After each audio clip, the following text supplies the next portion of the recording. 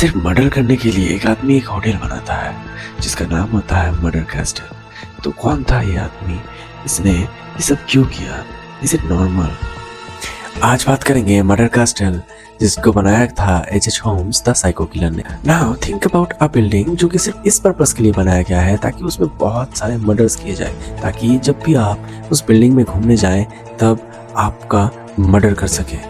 एक ऐसा psycho killer के बारे में बात करेंगे जो कि मर्डर्स में अपना प्लेजर ढूंढ।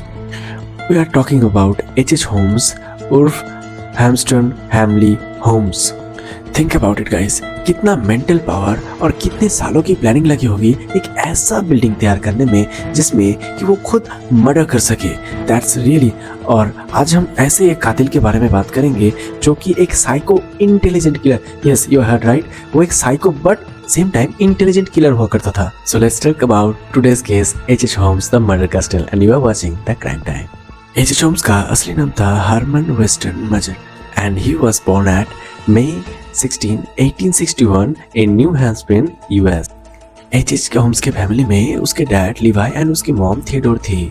होम्स के फैमिली में उसका बड़ा भाई Arthur and he also had a big sister Helen. Holmes के फैमिली में 4 भाई बहन और 6 लोग थे। होम्स के डैड मल्टीपल वर्क्स में बिजी रहते थे जिनमें कपड़े धोना, लॉन्ड्री करना, लोगों के घर पेंट करना, साथ ही में किसी का घर मरम्मत करना, साथ ही में फ्रूट डोनेट्स करना, ये सब था। साथ ही उनके पास एक फार्म भी था जो कि उनका खुद का था। हालांकि होम्स के डैड इतने सब काम में लिप्त थे but still they are not poor, they are enough wealthy at that time. वो मिडिल क्लास थे, उनके पास पैसों की उतनी कमी नहीं थी, लेकिन फिर भी वो लोग इन सभी कामों में जुटे रहते थे। इवन होम्स एंड उसके बड़े भाई आर्थर वो फार्मिंग में उनके डैड का मदद भी किया करते थे। ये सब सुनने के बाद लगता है कि उनके डैड अपने फैमिली के फ्यूचर के बारे में काफी सोचते थे बट रियलिटी कुछ और ही थी। ऐसा कहा जाता है होम्स के डैड बहुत अब्यूजिव थे। वो होम्स को एंड उसके बड़े भाई बहनों को बहुत मारा करते थे, बात बात पे टॉर्चर किया करते थे। वो अपना कोई भी कंटेंट में कोई भी गलती अपने फैमिली के ऊपर पोस्ट कर देते थे। लाइक लिटरली अगर कोई भी गलती करते थे तो वो अपने फैमिली को ही ब्लेम, वो अपनी गलती कभी नहीं मानते थे, वो अपने फैमिली को ही हर रोज ब्लेम किया करते थे। He torture his family more than enough. ये सब का होम्स के दिमाग में काफी बुरा असर पड़ता था and he gone into depression. अब होम्स क्योंकि इन सब के चलते बहुत ही स्ट्रेस में था तो वो इन सब से रिलीज पाने के लिए कुछ वियर्ड चीजें करने लगा, जैसे कि वो एनिमल्स को टॉर्चर किया करता था, उन्हें मारता काटता, उन्हें जिंदा टॉर्चर करता और इस सब में उसको बहुत प्लेजर मिलता। हालांकि ये सब आसपास के लोगों देखते भी थे लेकिन उन्होंने इनके बारे में कुछ कभी ऑब्जेक्शन जनाया नहीं था क्योंकि होम्स एक मेडिकल कॉलेज में स्टडी कर Holmes used to study a very well known medical school but वो एक बहुत ब्राइट स्टूडेंट था एंड सेम टाइम उसी मेडिकल स्कूल में उसने पहली बार किसी ह्यूमन बीइंग पे एक्सपेरिमेंट भी किया था and he got a lot of pleasure from it. उसे बहुत ही प्लेजर मिला किसी ह्यूमन के ऊपर एक्सपेरिमेंट करने में, उन पे काटने में। होम्स 16 साल की उम्र में अपना ग्रेजुएशन कंप्लीट करता है तब वो एक मारिया नाम की औरत के प्यार में पड़ जाता है जो कि पहले से ही मैरिड होती थी। होम्स बहुत ही चार्मिंग था तो उसने कैसे भी मारिया को इम्प्रेस करके डिवोर्स करा के 17 साल की उम्र में खुद शादी कर ली। इवन उनका एक बेटा भी था। आफ्टर मैरिज जब उनका 1 साल का बेटा भी हो गया तब होम्स अपनी स्टडी में फिर से फोकस देना चाहता था तो उसने मल्टीपल कॉलेज में ट्राई किया पर कहीं पर भी उसका दिल नहीं बैठता था। वो हर बार कॉलेज ज्वाइन करता और बीच में ही कोर्स छोड़ देता। फाइनली होम्स के एक फैमिली मेंबर ने उसे यूनिवर्सिटी ऑफ मिकेन के बारे में बताया जहाँ से होम्स अपना मेडिकल एंड ड्रग्स का कोर्स कंप्लीट करना चाहता। यहाँ पे होम्स अपना ज्यादातर टाइम एनिटेनल लैब में बॉडीज पर मतलब ह्यूमन बॉडीज पर एक्सपेरिमेंट करके गुजारता था। होम्स को ये सब करके एक अलग सा प्लेजर मिलने लगा था।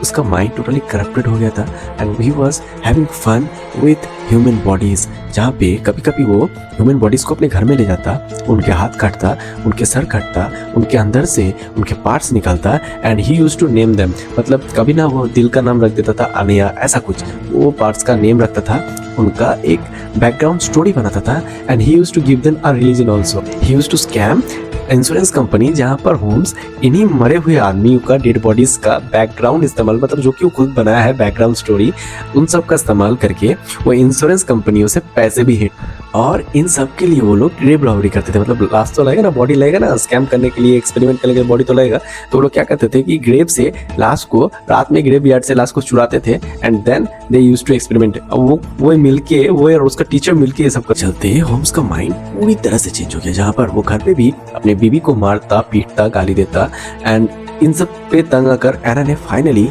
होम्स को छोड़ दिया था। वो अपने बेटे को लेके होम्स का घर छोड़ के चली गई थी और इसके बाद होम्स का माइंड ऐसा सटक गया कि वो पूरी तरह से एक प्ले बॉय बन गया। होम्स मल्टीपल वुमेन्स को फंसाता, उन्हें सड्यूस करता और अपना मनचाहा काम उनसे निकाल देता, जैसे कि वो उनकी प्रॉपर्टीज को अपने नाम कर लेता, उनसे पैसे हेंट लेता and he even used to have sex with them. And उसके बाद होम्स उन औरतों को ले जाकर मार देता और उनके बॉडीज के साथ भी सेम वही काम करता जो कि उसने पहले भी उन मरे हुए बॉडीज को, मतलब यहाँ से होम्स का किलिंग का स्टार्ट हो जाता है, वहां से होम्स अपना किलिंग स्टार्ट कर देता। समटाइम्स होम्स छोटे छोटे बच्चों को उठा के अपने घर ले जाता और उन छोटे बच्चों के साथ भी वो सेम काम करता। एंड जब पुलिस ने इन सब के ऊपर इंक्वायरी करना स्टार्ट कर दिया था, तब होम्स वो अपना इलाका छोड़ के भाग गया। वो अलग अलग जगह जाने लगा, नई नई जगह पे रहने लगा एंड वो अपना पूरा नाम चेंज कर देता, वो अपना नाम चेंज कर देता, अपना बैकग्राउंड स्टोरी चेंज कर देता, अपना रिलीजन चेंज कर देता और सेम वो लाश को छुड़ाने के बाद अपना ही नाम, बैकग्राउंड एंड रिलीजन जो कि उसने खुद ही बनाया है, उन सबको इस्तेमाल करके इंश्योरेंस कंपनी के साथ फ्रॉड करता। अब होम सिटी टू सिटी घूमने लगा, जहाँ पे हर एक नए शहर में उसका new ID, new name and new background story होता, न्यू रिलीजन होता और same religion, name and background story वो लाश को छुड़ाने के बाद उनका बनाता, ताकि वो इंश्योरेंस वालों का बना सके। मतलब वो अपना ही बैकग्राउंड यूज, अपना ही इमेजरी जो वो अपना आईडी बनाता, उसको लास्ट में फिट करता, इंश्योरेंस कंपनी को ले जाकर देता एंड पैसे लेके आ जाता। करते करते ना होम्स बहुत पैसा छाप लेता है, होम्स बहुत सारा पैसा बना लेता है। नाउ यू नो कि वीडियो के स्टार्ट में मैंने होम्स को इंटेलिजेंट सीरियल किलर क्यों कहा था। उसने ना ऐसा कर करके इंश्योरेंस कंपनी को स्कैम कर करके फॉर्च्यून बना लिया था अपना। He made was lot of money. 1886 में जब होम्स शिकागो मूव हुआ तब उसने अपना फिक्स्ड नेम H.H. होम्स रखा, जहाँ पर वो एक मेडिकल स्टोर में एज अ मेडिसिन वर्क का काम करने। Doesn't even have any proof कि वो मेडिसिन या ड्रग्स जानता भी था, बट उसने अपने मैनिपुलेटिव ब्रेन एंड अपने काम के जरिए अपने ओनर का फुल ट्रस्ट जीत लिया था। लेकिन होम्स अपने ओनर से पैसे हिटने लगा। वो मतलब इतना पैसा उसने सेव कर लिया था चुराते चुराते कि उसने अपने उसी स्टोर के सामने, अपने ओनर के स्टोर के सामने ही एक जगह, एक जमीन खरीदी एंड उस पे उसने 2 स्टोरी बिल्डिंग भी खड़ा कर। अब 2 स्टोरी बिल्डिंग देखते देखते 3 स्टोरी बिल्डिंग में अब ना ये बिल्डिंग ने होम्स ने ऐसे डिजाइन किया था, ऐसे बनाया था कि इसमें कई सारे hidden doors, hidden stairs and hidden path थे जो कि बेसमेंट की तरफ जाते थे। मतलब कोई भी कंस्ट्रक्शन वर्कर इसके प्लान को देख के ही बता सकता था कि ये बिल्डिंग किस काम के लिए, किस पर्पस के लिए बन रहा है। तो द क्वेश्चन वाज, होम्स ने ये बिल्डिंग बनाया कैसे and still how did he have so much money to create a 3 storey building. क्योंकि हम ना 18s की बात कर रहे थे, तब हर जगह पे कंस्ट्रक्शन का काम चल रहा था, तो ये बहुत हाई रेंज पे था। होम्स ने क्या किया कि अपने प्लान को कई हिस्सों में बांट दिया। मतलब वो जो बिल्डिंग का ब्लूप्रिंट है उसे उसने कई हिस्सों में बांट दिया।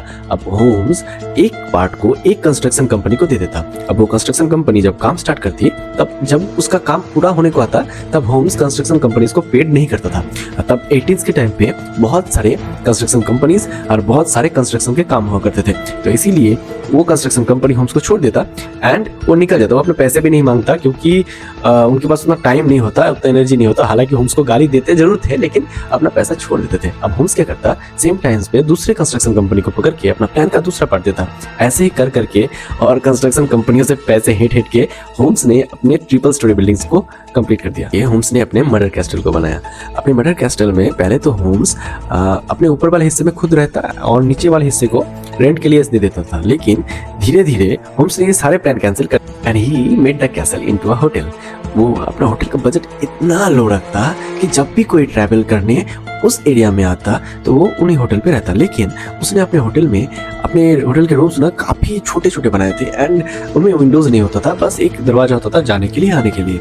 वो टोटली एयर ब्लॉक थे, बस उसमें एक एयर पैनल लगा रहता एयर पासिंग के लिए, जो भी पूरी तरह से होम्स उसी एयर पैनल की मदद से अपने गेस्ट को ट्रैक करता एंड उनके सीक्रेट पैथ से उन्हें ले जाता जहां से कोई भी उन्हें नहीं देख पाता था, और वो उन्हें बेसमेंट पे ले जाके अलाइव टॉर्चर करता था, काटता था एंड देन अपना फुल एंजॉयमेंट कंप्लीट करने के बाद उन्हीं बॉडीज को वो ले जाता था इंश्योरेंस कंपनी के पास, उनका चेहरा बर्बाद करके, ताकि वो अपना इंश्योरेंस क्लेम कर सके।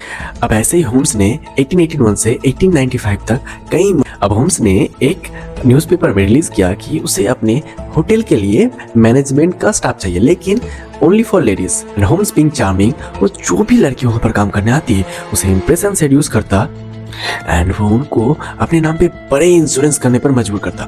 जब वो लड़की इंश्योरेंस कर लेती थी तब होम्स उन्हें मार दिया करता, उन पे अपना टॉर्चर करता and when he used to play with them, उसके बाद वो उन्हें इंश्योरेंस के पास ले जाता, कंपनीज के पास, एंड इंश्योरेंस क्लेम करता उन पे। तो ऐसा ही होम्स ने काफी सारे मर्डर अपने कर दिए थे। लेकिन finally police and insurance company ने नोटिस किया कि जब भी कोई इस बिल्डिंग के पास आता वो गायब हो जाता एंड उन्हीं पे इंश्योरेंस कंपनियों पे क्लेम आने लगा। तो इंश्योरेंस ने एंड पुलिस ने होम्स पे अपना चार्जेस फाइल कर दिए। तब Holmes finally get caught and जब वो जेल में जाता है, परमानेंटली नहीं, कुछ समय के लिए, में होम हैचवर्ड से मिलता है जो कि 22 साल से अपना मरकत काट रहा था। अब होम्स हैचवर्ड को कहना जाने कैसा पट्टी चाहता है, हैचवर्ड पूरी तरह से होम्स से इन्फ्लुएंस हो जाता है। इन्फ्लुएंस का मेरा मतलब, होम्स ने हैचवर्ड से कहा कि हम एक ऐसा फ्रॉड करेंगे जिसमें इंश्योरेंस कंपनी से हम पैसे हट सकते हैं एंड उसे हम 50-50 कर लेंगे। हैचवर्ड होम का बेल करा के उसे जेल से बाहर निकालता है and as we know our Holmes ने हैचवर्ड के साथ भी फ्रॉड किया, उसे एक पैनी तक नहीं दिया अपने इंश्योरेंस का प्लान का। होम्स ने फिर सेम प्लान अपने बेस्ट फ्रेंड के साथ ट्राई किया। होम्स अपने बेस्ट फ्रेंड को मना लेता है कि हम तुम्हारे नाम पे एक इंश्योरेंस करेंगे, तुम्हारा फेक डेथ दिखाएंगे एंड इंश्योरेंस कंपनी से पैसे हट, क्योंकि होम्स को पता था कि फेक डेथ तो नहीं चलेगा। तो उसने सच में अपने बेस्ट फ्रेंड को मार दिया। मारने के बाद उसने उसकी फैमिली को भी मार दिया, उसकी पत्नी को, उसके बेटे को पूरी तरह से खत्म कर दिया। जब उसने अपने बेस्ट फ्रेंड के साथ उसके पूरे फैमिली के ऊपर ही इंश्योरेंस क्लेम किया, तब फाइनली होम्स पकड़ा गया एंड उसे 52 साल की उम्र में लाइफ टाइम इम्प्रिजनमेंट का सजा भी सुनाया गया। Guys, if you still here then you like my video. अगर आपको मेरा वीडियो पसंद आया, मेरा कंटेंट पसंद आया, तो डू सब्सक्राइब। अगर आपको मेरा कंटेंट में कहीं भी फॉल्ट दिखता है तो प्लीज़ कमेंट करें, मैं ज़रूर उसको सुधारने की कोशिश करूँगा and I will be your best friend, best host. Please do subscribe my channel, come to my team. I really want you guys in my team.